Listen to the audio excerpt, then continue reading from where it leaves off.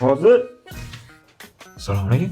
Assalomu alaykum. Qo'shni yaxshimisizlar? Mana yoningizga yangi ko'chib kelgan qo'shniman. Anaqa mamoda uyida yangidan qolgan Aliya yo'qmidi? Mehmonlar kelib qoldi. Bor edi. Shu berib turing, ozgina iltimos, ha? Ha, birmi? Qo'shni uzr yana bezovta qildim. Mabodo uyda napitkalar yo'qmidi? Shu tugab qolgan ekan bizga. Bor edi, bitta napitki, bitta so'k qolganda. Berib turing bo'lsa. Xolos.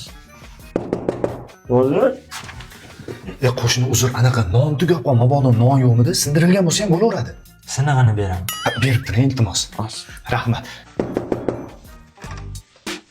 Qo'shni haligi Endi o'sha mehmonlaringiz men uyimga olib chiqing, zalga chiroyli qilib stol qilib qo'yganman.